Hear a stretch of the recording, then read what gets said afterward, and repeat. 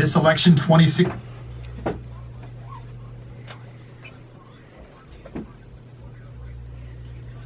No, because you're not on. Welcome into the Sunday Journal. I'm your host, Matt Pitta. Thanks for being with us today. We get together each week to talk about issues facing Cape Cod, the islands, and all of southeastern Massachusetts. So we are right in the heart of the political season as we roll towards the November election. And each weekend you'll be hearing from all of the candidates for the various races that we have up for election here on Cape Cod. On this segment, we're focusing in on county government. And one of the candidates joining us here in studio to talk about her candidacy and to say hello again to the listeners. She was here many months ago, Linda Bond. Hey, Linda, how are you? Good, Matt. You were saying it earlier, it was amazing. It was months and months ago when we first got together. Now it's the home stretch. Yes, it's unbelievable that I'm sitting here again after the first time I sat here back in March. Yep. And boy, it's been a nice long road of campaigning for me. So you're running for the one of the county commissioner seats. For the listeners, we'll kind of frame what's going on here for those of you who aren't completely familiar with it. There are 3 seats on the Barnstable County Commission. 2 of the seats are up for election this year. One, Mary Pat Flynn, her seat, she's running for re-election. Another seat, which is your vacant seat, if you will, this year, is Sheila Lyons' seat. She decided not to run for re-election. She ran for Cape and Island State Senate. So the folks we have running for the race, including yourself, Linda, who's a Republican. You have Yes. Another Republican, Ron Beatty. And then the Democrats who are running, Mary Pat Flynn, the incumbent, and Mark Pitta, also a Democrat, who's running for that seat. So we're going to talk at length here, Linda, about the issues of county government and what you're talking about out there on the campaign trail. But first of all, as I've been saying to a lot of the candidates, the reality is that while you have been doing a lot of work, all of you have been out on the campaign trail over the past many months, a lot of folks just aren't paying attention until now. That's when they really start to say, okay, who's running for office? Who do I want to vote for? So it's a chance to kind of reintroduce yourself to our listeners and the voters again. So take a few moments. Give us your resume. Who's Linda Bond? Yes, great. Thanks again, Matt, for having me here. My name is Linda A. Bond, and I am running for this position because I am a blue-collar worker, and I'm really tired of seeing the tax money get spent in the wrong direction. And I, like everybody else out there, works very hard for their money. And I am running again. I want to be balancing the budget. The budget for the county has been mismanaged for a very, very long time. The more I'm running for this position and learning about it, the more I'm finding out about how the county has been mismanaged. And my background is a very strong management background. I have been managing restaurants, from small privately owned restaurants to restaurants such as the Sheraton Tara, where I was a general manager and in charge of ordering and receiving and budgeting all our expenses. And that's what I feel the county needs, is a really strong manager. You said that you feel as though there's been mismanagement. Have you had a chance to kind of dig in to find out where you think that's happening? Is it spending in any specific department? Is it the overall budget? Where is this mismanagement happening, do you believe? There's a lot going on, Matt. Number one, with the county commissioners, the way I've been seeing them running the meetings, they're not reading everything. They're just putting their signature onto the budgets, and they're not vetting them. Even some of the managers that I met along the way were very surprised that their budgets got approved, because they know the county's in trouble with money, and they're really balancing from the bottom up. So they would sign something, and when it came down to actually balancing the money and giving the money out, they needed to spend some of their savings. So the rainy day fund is all spent. In just this last 2016 fiscal year, they raised the deed taxes. And the deed tax is what folks pay on a real estate transfer here in Cape Cod. Yes, that's where our bulk of our money comes from, is our real estate deed taxes. And along the way, they should have been realizing that Cape Cod, our population's gone down, which will then affect the income that the county is having. So they really should have been doing a lot more proactive work in vetting the different budgets that they've been okaying. Well, Linda, not only has it gone down, but you may have seen a report the Cape Cod Healthcare puts out every few years, this community needs assessment study, and they said that just based on the fact that our population is aging and there are not a lot of young people sticking around, the population may dip under 200,000 on Cape Cod, which folks never really thought would happen. I mean, at the height we were up around 235,000 or so at one point. That's a huge number of people to lose from an area. Yes, it is. Yes, it is, Matt. So there's a lot more things going on that affects that, where the young people are leaving. And it's jobs and it's housing. When I'm speaking to people, the young people, that's the first thing they say to me. It's the jobs situation. And it's very expensive for everybody to live. I really heard a very staggering statistic this morning that they were saying that 70% of all people have $1,000 or less in their savings, and it's pretty sad to think. People are struggling out there. Just like myself, I'm a blue-collar worker. I work. Sometimes I live paycheck to paycheck, and I know how hard it is to go to that grocery store and only have X amount of money to spend. Is it your plan that if you're elected to this position, will you do this full time? Will you also still maintain part-time work? What's your thought for yourself when it comes to that? Yes, this position is a part-time position, so I do plan to either keep on my house cleaning business, which I've been doing right along, and I have some great clients, and I've also now been substitute teaching in the DY school system, which I think that's the path I may start to lead down. I could do a little bit of substitute teaching and also be involved with the county as county commissioner. Now, having myself covered politics for quite a while around here, I've seen you involved in a lot of political activities with different candidates over the years, so you've been politically involved. But so why this seat, though? I always like to ask new candidates, because this is your first run for public office. Yes. Of all the things you could have run for, maybe school committee, selectmen, state rep, state senate, what have you, why county commission? What's the passion for this position specifically? Yes, again, I go back to my management background, where I really feel that that's what this position is. It's not politics, because you're balancing a budget. So I really see it as a managerial position, where that's where my strong background comes in. I also have run on my own private businesses. I'm house cleaning now. I taught private ice skating lessons for over 16 years, and I ran my own daycare center way back when my children were young. So I know what it's like to run a business and manage your money, and that's what I really think this position as county commissioner is. It's management. It's all about balancing the money. Now, we have a new county commissioner, we have a new county administrator Yes. who's been in office for a few months now, Jack Units, former mayor of Brockton. We've had a chance to interact with him quite a bit. I know you've been going to meetings, et cetera, and interacting as well. So do you have an evaluation or thoughts about Jack Units so far and what he's doing with the county? Yes, Jack is doing a great job. And back to your question just a little while ago, where things have gone wrong in the county, he has found so many things. He was brought in an audit from the Suzanne Bump auditing department, and they've been really finding a lot of things that have been overseen, and that's where I find fault and shame on the county commissioners for not seeing a lot of this. There's been a few of the businesses on our property on the complex up there that haven't paid rent in over 3 to 4 years. And there's a lot of other things that the county just hasn't been getting their money. There's supposed to be a lot of grants and bonds that we should have been calling for over the years and have not.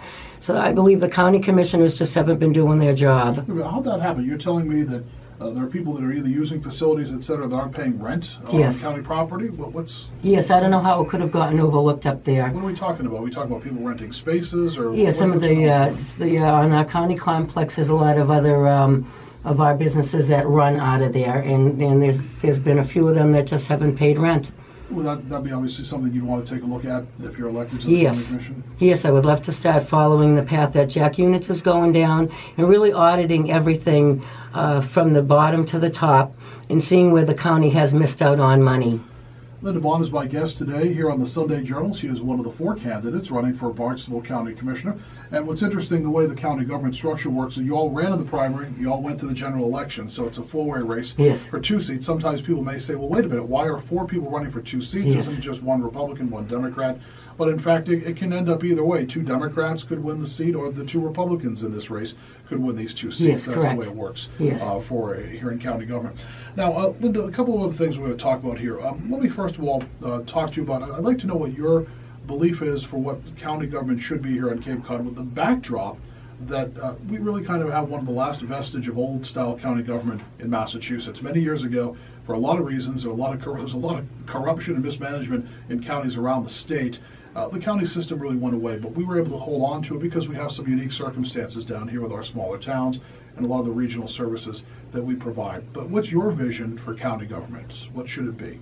Yes, again, I don't want to keep alluding back to the budget, but if that budget's not balanced, we're not going to have the money to keep these programs going. And all the programs that the county oversees is very valuable to everybody that lives here on the Cape. And because we are a peninsula surrounded by water, unlike the rest of Massachusetts, we do have unique problems down here. Our water control quality and our septic system, because of the peninsula that we're on. So we really need to keep the programs that we have here here. We have our own water quality program through the county where we test the water in the beaches. So we're able to go to our own labs and find out if there's a high bacteria so that we can keep our fishing industry healthy, our tourism industry healthy. Those are the two things that keep Cape Cod going. Those are our two big money makers. And again, if the county doesn't balance that budget, there's a lot of programs that just will go away. Linda, let me ask you a couple questions about raising awareness about county government. Now, again, I've covered county government for a long time down here. If I went down to Main Street, Hyannis, or Falmouth, or Chatham, and I stopped 10 people on the street, the reality is if I stopped them and said, tell me what you know about county government, who are your county leaders, very few people would know, Linda. Is that a problem, number one? And if you believe it is, what would you do to try to change that? I mean, the county deals with a lot of taxpayer money. Yes, Matt, and I'm so glad you brought that up because that's been my biggest hurdle as I'm campaigning. The first thing I have to do is educate everybody on what county government is. And I tell them it's basically a small version of Beacon Hill because the county commissioners is your executive branch, and then you have your 15 assembly delegates that is your legislative branch, and then we have our county administrator. So out of that particular structure of the people running the county, again, it's just like a Beacon Hill, where if anybody in a town has an issue that's a county issue, you can go to your assembly delegate and they will bring it to the meeting and bring it forth to us commissioners. So there is different ways that the people in Cape Cod can get their word out in there. If they have a problem, again, if it's a county issue, the assembly of delegates are the ones that you would go to.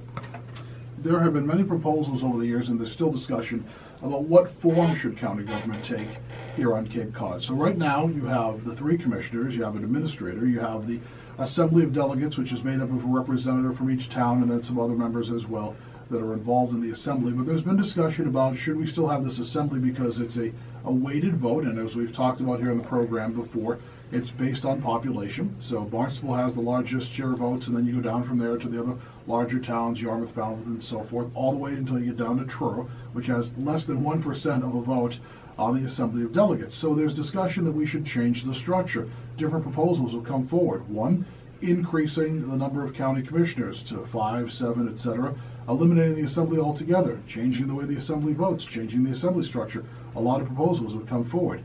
So if you were elected, you'd be involved in that process of that discussion. But have you taken a look at this, Linda? Do you like the way the current county government structure is?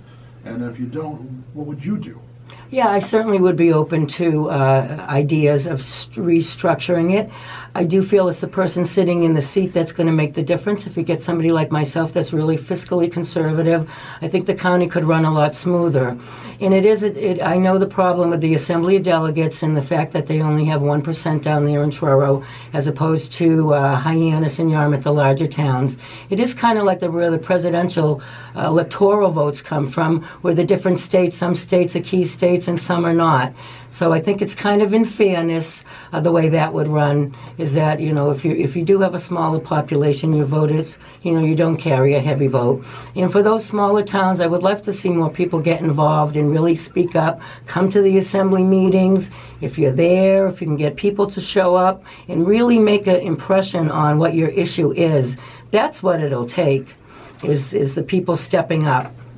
So one of the proposals that have been floated is you eliminate the assembly as it is and actually have kind of true regional representation, lower, mid, upper Cape, so that, basically people in the lower Cape and in Truro felt as though their rep had a full vote, if you will. So would you favor anything like that, or you still want to, do you want to commit to anything at this point in terms of what you'd like to see for structure? I'd be open for something like that also. Yes, I would. Yep. I've always had these debates with people who are in county government and county officials, and sometimes they disagree with me, but I always use the Truro example. And I feel as though the way the system is now, that person in Truro really doesn't have a lot of weight. There are very few situations where that less than 1% vote is going to make a difference. So how much weight does that person really have? If Barnstable and Yarmouth and Falmouth all got together in terms of their representatives, they really could just basically take all the decisions out of the hands of almost every other town. I think that's a problem. Yes. Nope, I do agree with it being structured the way you just said, where you have more representation throughout 3 or 4 towns together, like our state reps when they have their... Linda, we have a couple moments left to go. One of the big issues that the county's been dealing with, we talked with Jack about it quite a bit, Jack Units, about this and the county commissioners is this real big problem with the Fire and Training Academy and the cleanup, and there's this lawsuit pending between the town and the county. So I know you're not in a position right now to know maybe all the details, but from what you've been able to investigate, what are your thoughts about this and what the county should be doing about this, number one, and should the county still be in the business of having a Fire and Training Academy?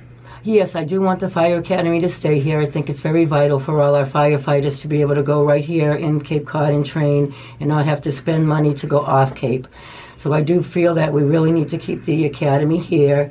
I do feel shame on the previous commissioners for not following this problem for the years and years that contamination has gone on. It should have started a long, long time ago. And kudos to Jack Units. He's really going down a good path now, getting the cleanup done. He's gotten more EPA involved.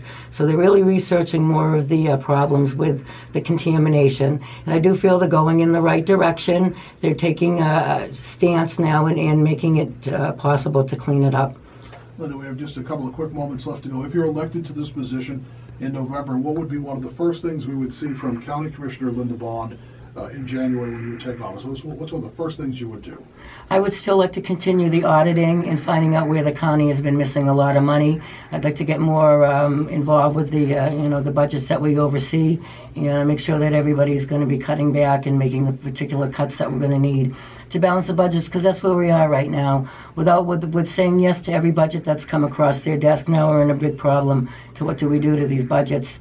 We don't want to have anybody losing their job, so we are in a bind with that. And again, I feel it falls to some of the previous commissioners the way it's been run. One of the big problems with the county, if you will, or challenge, is that you're basically completely beholden to the real estate tax. So if the economy tanks and the real estate tanks, the county budget tanks. That's a problem. Yes, correct. Yes. You have to, because of that, you have to do probably some steady conservative budgeting, knowing that a year from now the real estate market could tank, God forbid, right? And then all of a sudden your my budget tanks goes down. Correct. Linda, websites, Facebook pages, people want more information about you, what should they do? Yes, please look me up at lindaabond.com. And I would love to have your vote, everybody, on November 8th. It's been great talking with all of you. Thank you very much, Matt, for having me. All right, Linda, thank you. We'll see you out on the campaign trail over the next couple of weeks. Linda Bond, she's one of the four candidates, running for Barnstable County Commissioner. Thanks for being here, Linda. Appreciate it very much. Thank you again, Matt. Bye-bye. You're listening to the Sunday Journal. This election 2016 candidate spotlight.